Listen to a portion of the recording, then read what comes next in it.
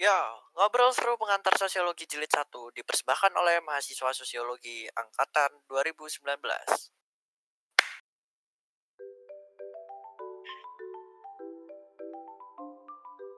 Udah, udah bisa mulai?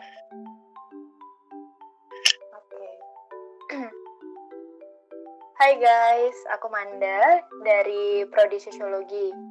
Aku angkatan tahun 2019. Nah, pada kesempatan kali ini aku coba jelasin sedikit mengenai dua materi yang ada di sosiologi, khususnya yang ada di bab pengantar sosiologi. Apa aja itu? Ada interaksi sosial dan pola interaksi sosial. Udah tahu belum makna yang sebenarnya dari interaksi sosial? Aku coba sedikit menjelaskan ya. Nah, interaksi sosial ini bisa dimaknai sebagai hubungan-hubungan sosial yang dinamis. Hubungan antara individu yang satu dengan individu yang lainnya. Antara kelompok satu dengan kelompok lainnya. Ataupun kelompok dengan individu. Nah, interaksi sosial dapat terjadi dan terbangun apabila adanya dua syarat yang sudah terpenuhi. Kira-kira apa aja nih dua syarat itu?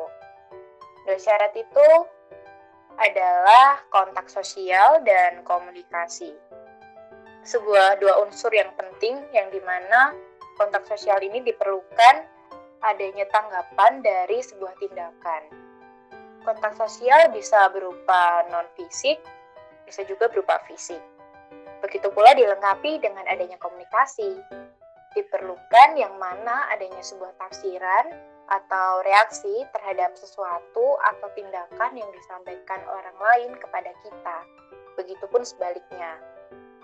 Nah, proses interaksi sosial ini terjadi dan menghasilkan sebuah pola. Pola ini disebut pola interaksi sosial.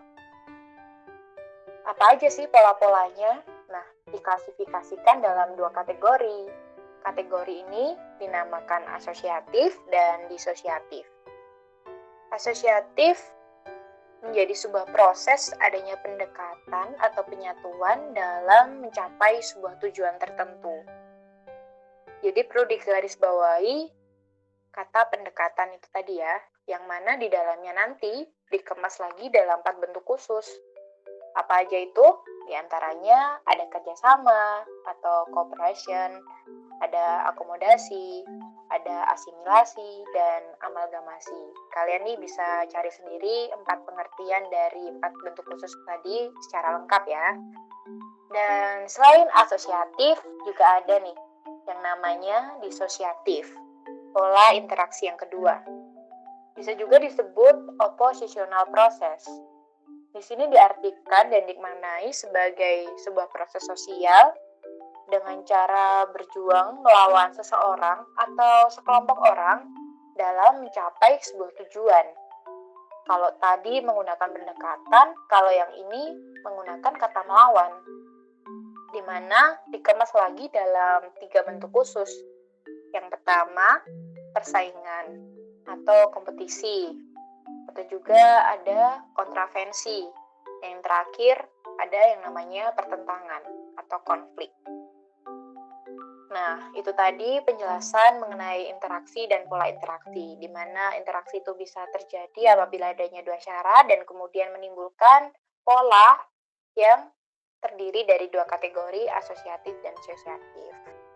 Oke, sekian itu pembahasan singkatku mengenai dua materi yang antaranya ada interaksi sosial dan pola interaksi sosial. Semoga bermanfaat, guys. Udah gitu aja.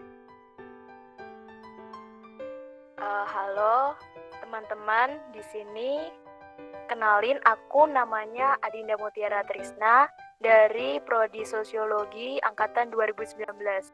Di sini aku mau jelasin mata kuliah pengantar sosiologi. Materinya di sini aku jelasin ada 2. Yang pertama kontrol sosial, yang kedua ada norma dan tertib sosial. Yang pertama materinya ada kontrol sosial. Jadi menurut Suryono Sukanto, kontrol sosial merupakan suatu proses baik yang atau tidak yang bertujuan untuk mengajak, membimbing, bahkan memaksa warga masyarakat agar mematuhi nilai-nilai dan kaidah-kaidah yang berlaku.